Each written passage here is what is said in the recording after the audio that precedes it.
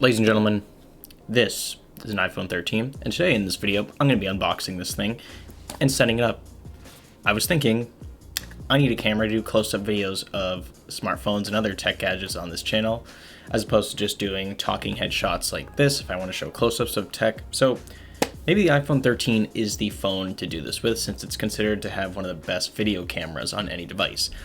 Sneak peek, I also have a Pixel 6 coming in the mail, which I'm excited to do a video on that. That should be coming like tomorrow or something. So let's dive into an unboxing of the iPhone 13 in the new green color that came out somewhat recently. So it's green on the front, and even the Apple logo and iPhone text here is a very, very dark green. It's pretty subtle, but it's there. And yeah, let's hop right into this thing. Okay, so here we are. Here's the iPhone 13. This is the unlocked version. And by the way, this is just the standard iPhone 13. It's not the mini, it's not the Pro or the Pro Max, just the standard iPhone 13. And it's in the, I think it's called forest green color. Well, it just says green on the box, but let's hop right into this unboxing, ladies and gentlemen. iPhone 13 designed by Apple in California and assembled in China. This is the 128 gigabyte model, so just keep that in mind.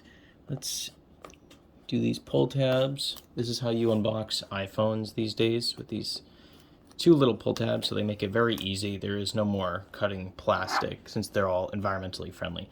And as usual, this does not come with a charger in the box. There we go. And I would say the color overall like matches the box pretty closely. I would say the box looks a little brighter and the color itself looks a little darker. As usual, let's put the phone off to the side. Overall first impressions, not too heavy, not as, so I reviewed the Pro Max, or not the Pro Max, just the Pro a while ago, and that phone was extremely heavy. This isn't nearly as heavy because I think it has aluminum sides instead of stainless steel.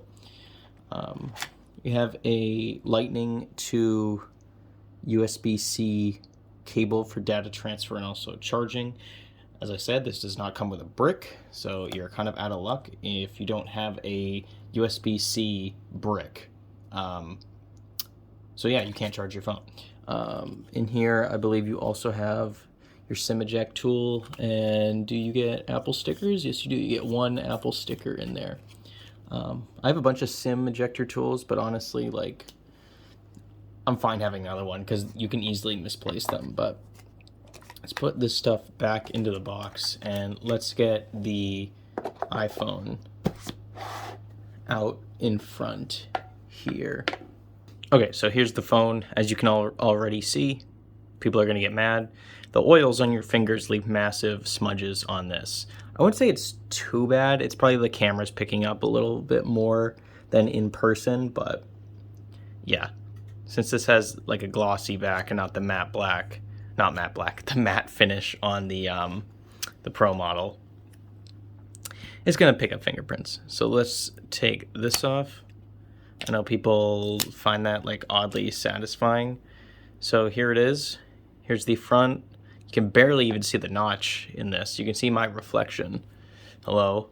And as you can see, the sides are very, very dark. It's a very, very dark green. So like very deep, like forest green. Here's the buttons. Here is the mute switch, volume up, down, lightning port, dual stereo speakers. One right here and one right here.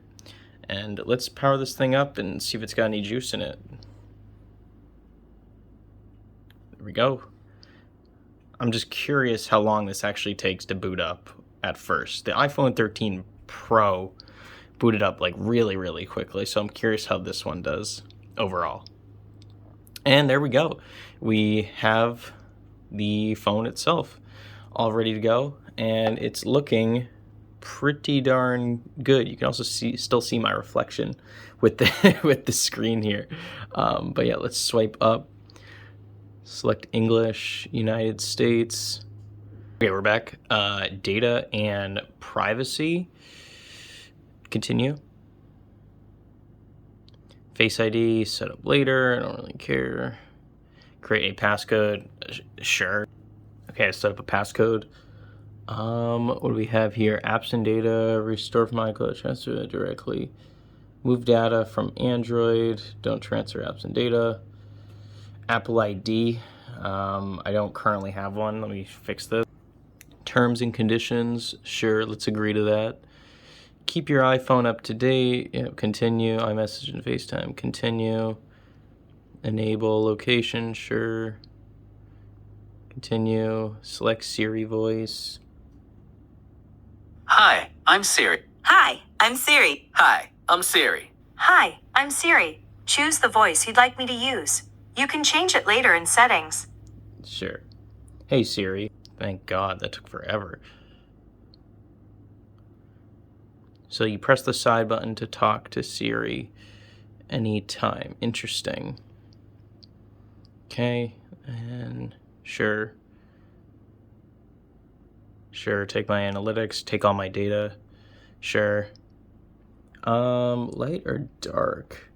Honestly, I'm a huge dark mode fan, so let's keep it in dark mode. And then standard for the zoom, and welcome to iPhone.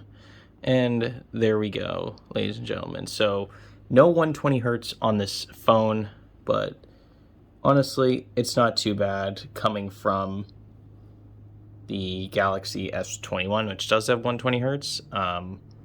Does this have 3D touch? No, it does not. I should probably know that. And here's the overall device, showing me the weather for Cupertino for some reason, which isn't that in California.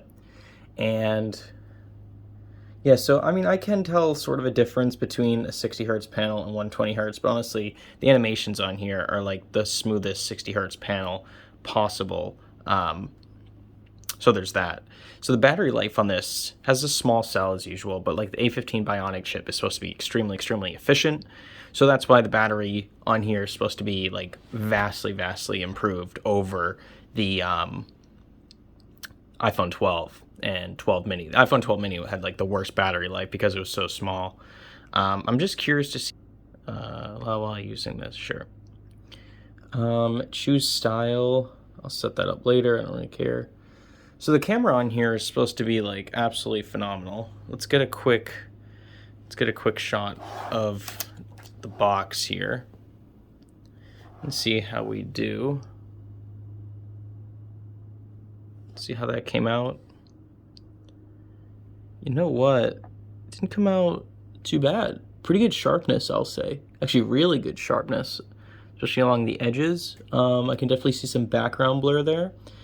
Colors aren't as vibrant, but you can actually adjust that. So I'm comparing this to the Galaxy phone's camera.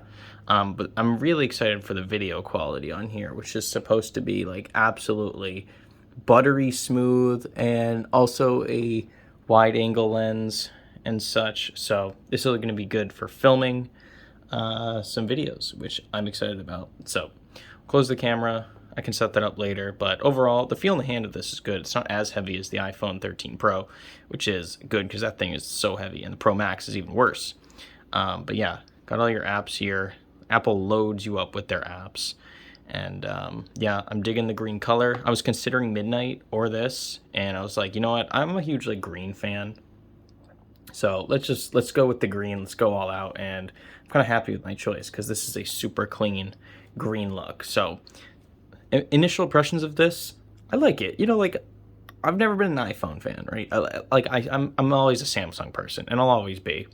But like Apple is like slowly merging into, or like they're taking features from Android and just slapping it in here and calling it their own. And like I don't have a problem with that, but like the difference between iPhones and Androids is like slowly disappearing over time. And it's pretty obvious. Like iPhone keeps taking features from Android, Android keeps taking features from iPhones. And I don't see a problem with that. But the one gripe I still have with Apple to this day is iMessage and FaceTime, how they won't allow like RCS technology into their iPhones, so you can basically send messages over Wi-Fi to an Android user and vice versa, basically making the messaging experience the same between Apple users and Android users. I have a big gripe with that. I don't know why Apple won't allow that to happen. They're putting up the fences around the walled garden or whatever, and they're like, you know what, only iPhone users can use this. So I'm not a fan of that. But overall, pretty good design. Sadly doesn't have USB Type-C. I'll do like a full review of this phone, and I will also do a comparison between this and the Samsung devices I have, and also the Google Pixel 6, which is coming in the mail shortly. So thank you so much for watching, guys. I will see you on the next video from Scott Tyler. Peace out, everyone. Thanks for watching, and hit that like button, subscribe if you like this sort of content. Peace out.